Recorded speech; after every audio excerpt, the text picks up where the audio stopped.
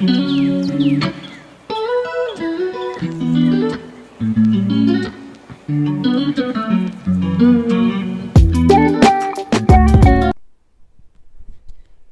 welcome back to my channel. How are you guys doing today? If it's your first time watching, thank you for clicking on this video. My name is Olanma Treasure, and I'm going to be showing you how to do this large box braids. It's actually been a long time since I did these, so hence I decided to make a video of it. So I'm first going to part her hair properly. So parting really matters when it comes to large box braids, because everything should be precise. Her scalp will be seen, so it's good to maintain precision. So I'm going to be using shine and jam to make a precise part, just so everything looks good.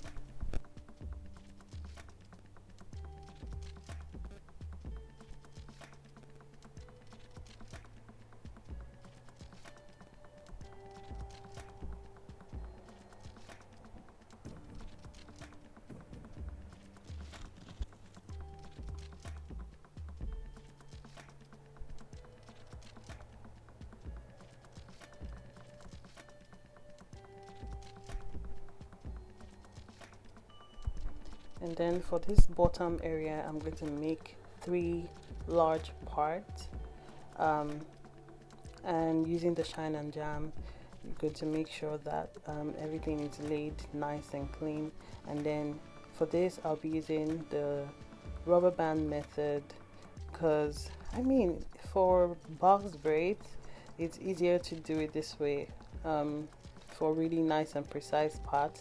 But if you do want me to do this without using the rubber band method, then I can also do that as well.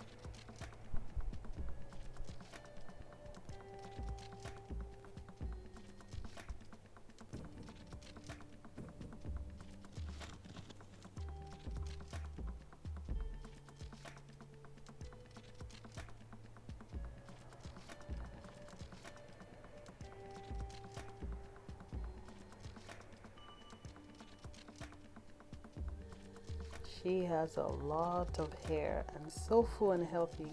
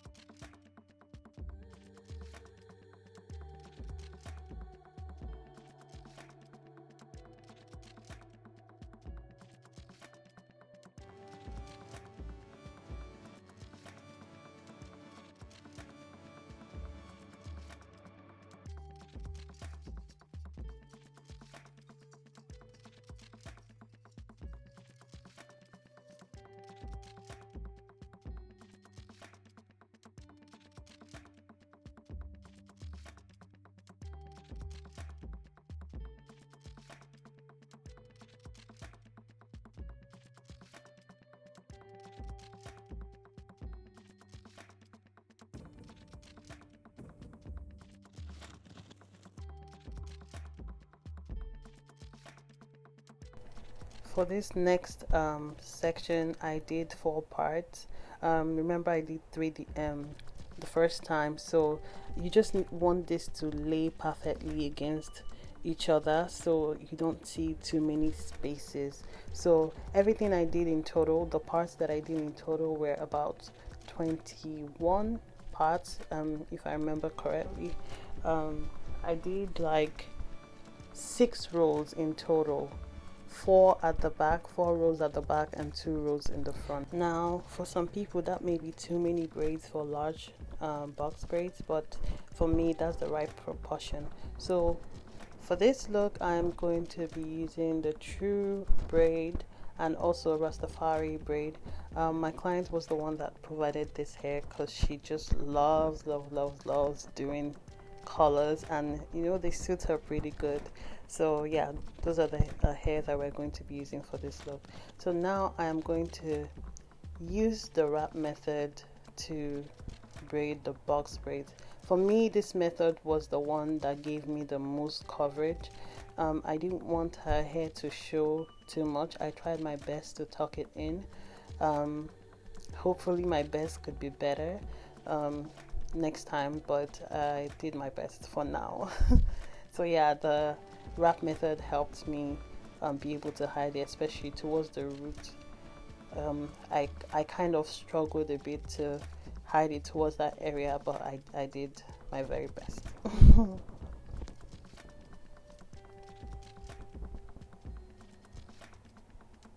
If you have any tips also and tricks that I can use to better my talking skills, please let me know in the comment section as well.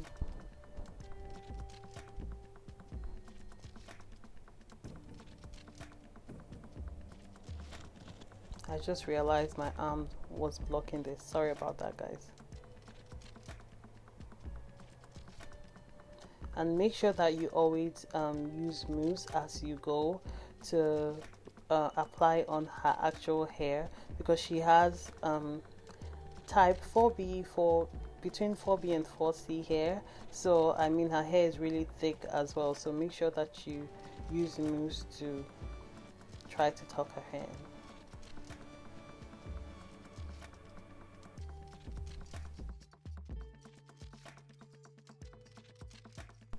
If you've watched up to this point, please subscribe to my channel and like this video if you do like it, so that YouTube can know that you like this video and recommend it. Please, thank you. And I mean, I'll let you guys keep watching the video from here, and if I do need to say something, I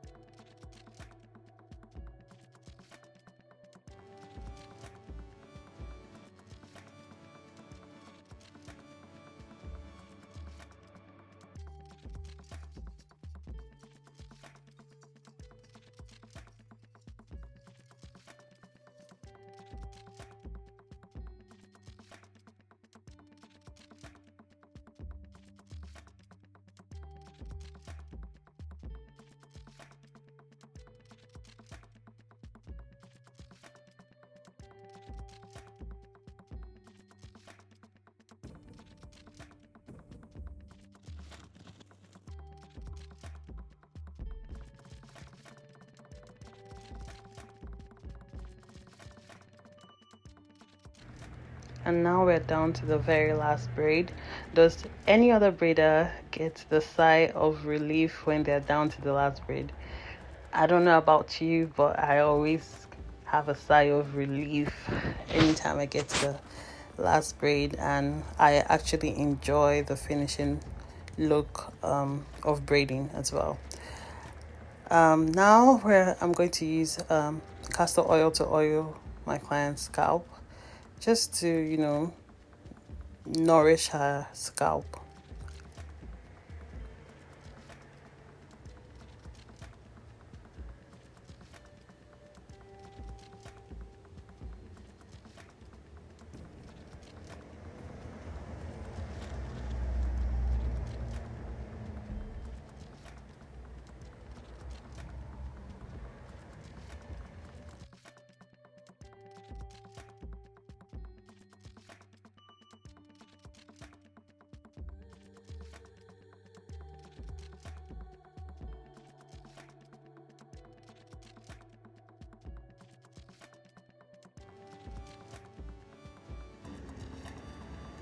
Next, I'm going to be using my hair dryer to